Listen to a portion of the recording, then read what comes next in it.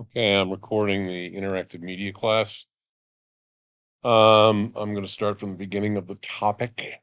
Um, so just to set the context, um, there are traditional media and interactive media, sometimes called new media. Um, the difference is that new media you can click. So the viewer, the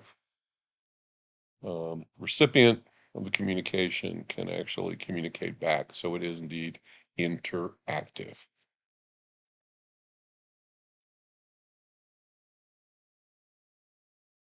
Okay, we talked about telemarketing in the last lecture.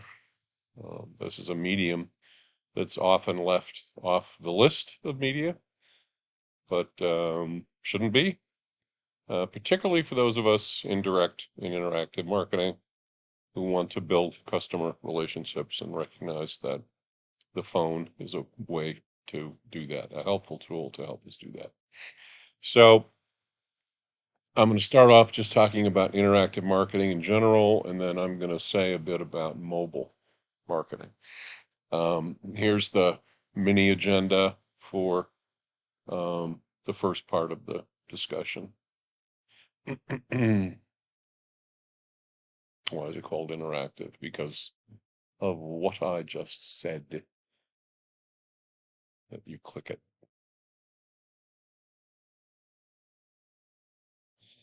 Building and managing a digital ad program. This sort of starts with the almost the end of where you end up once you look at all the things you can do with interactive. Here are sort of the basics.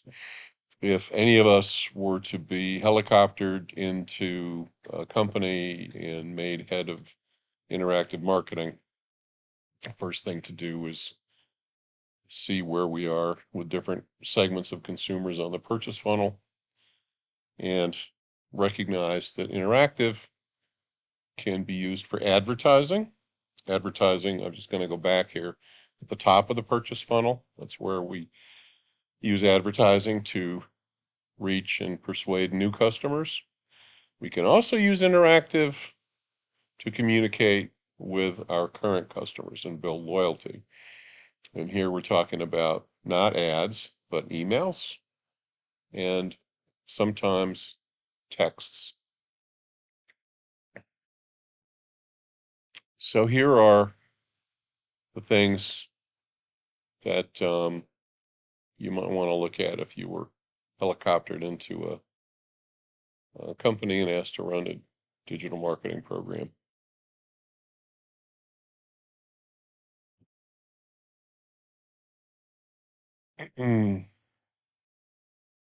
So let's just talk about each of these. Um, you want to design and manage your social media program. And here you want to think about paid, owned, and earned media. Paid media is when I buy ads on social media sites. Owned is my own website, and it's my own pages, my own profiles on TikTok, Facebook, Instagram. What am I doing with my owned social media? Earned is when I get other people to um, read, look at what I did, and share it. And that's what we call buzz.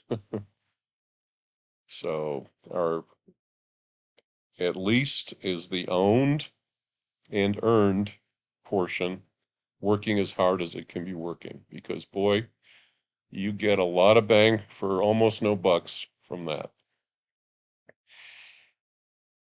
So after looking at social media, and I want to look at how I'm doing with search. And Google's really pretty much the only entity that matters, the only search engine that matters. They have such a huge chunk of the market. Bing would be number two. Um, and with search, I've got organic search, which is uses search engine optimization. It's where I make changes to my website so it comes up higher in searches. So I want to make sure I work hard on that because, again, just like earned and owned media, it doesn't cost me much. And lots of people, when they do a search, don't look at the ads first. In other words, the ads come up on the very top of the search page. A lot of people recognize that those are paid advertisers, and they're going to go down to the top organic search results. So do that. And then you can look at how the paid search is running. So those two things first, social media and search.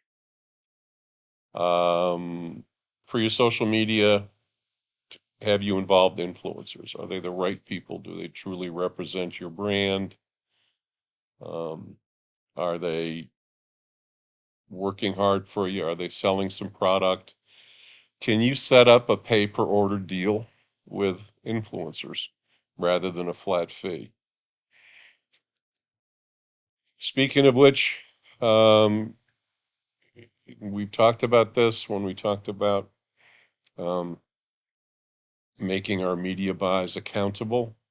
So let's make all of our interactive media buys accountable as much as we can. Have we gone to the media that we're using, that we're paying for? And can we make cost per acquisition, cost per action deals?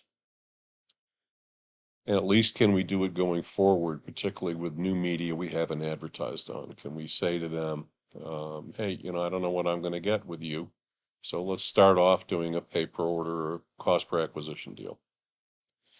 Programmatic, I'm going to talk about in a minute or two. Do I have remarketing programs going on?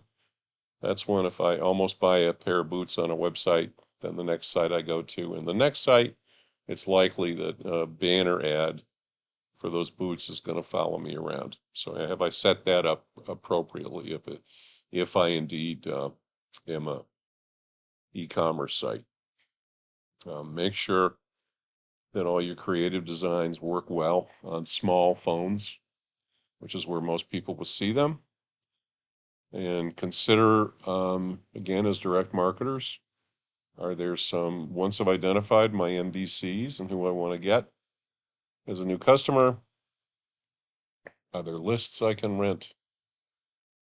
And whatever I do, I want to test, measure, and improve and optimize.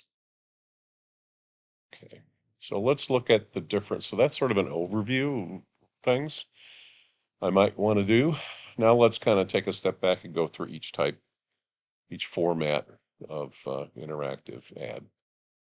So search again is either paid, which is on a pay per click or a cost per click basis. And then there are organic results where I'm trying to optimize my site for search. This is a guy looking for organic truffles, which for some reason I thought was relevant to this at some point. So the way Google and Bing and other search engines work is that they have written an algorithm which lays out criteria, lays out what the search spiders are looking for. When you initiate a search, and the spiders are looking through thousands, hundreds of thousands, millions of websites in microseconds. What are those spiders looking for? And PageRank is the name of the algorithm that Google uses. Now, I also want to say that PageRank is constantly being changed and tweaked. One of the things it always does is to count the number and quality of links to a page to determine how important the website or the page is. It also looks for certain words, usually the best search words for the category. Those words literally need to be in your website. In the URLs for different web pages, you want to have certain keywords appear in the URLs. When I talk about links to your site, you want to backlink from your website, from other websites back to your site. You also want to have lots of good relevant content. Those are the things you can do to have organic or basically free search engine optimization. Meta tags that's something else that you need to optimize to look good in a search. The meta tags, as you can see, are snippets of text that describe a page's content. The meta tags don't appear on the page, but in the page's source code. Meta tags are also looked at by search engines to see what the page is about. Now, in terms of paid search, you want to experiment with the best search terms and search words that are going to pull your site up. And then you're going to go on Google's self-serve page and you're going to bid for the AdWords. What you're going to bid is how much will you pay every time someone clicks on your ad.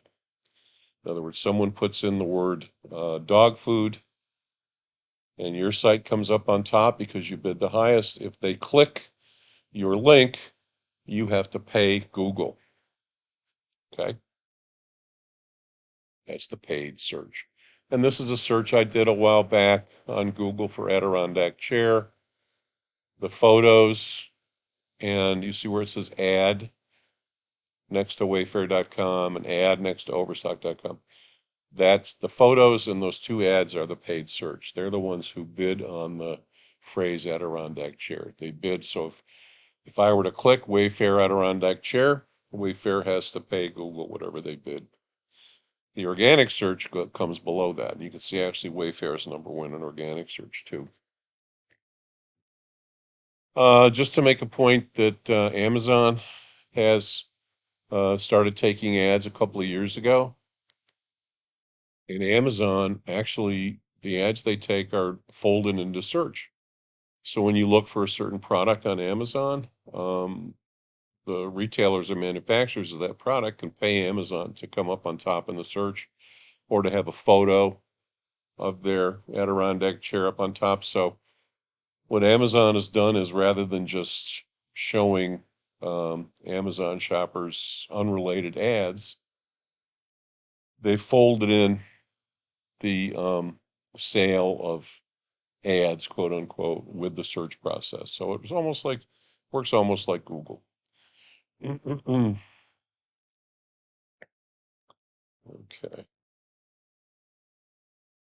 Okay. I'm going to stop here and then we're going to talk about display advertising.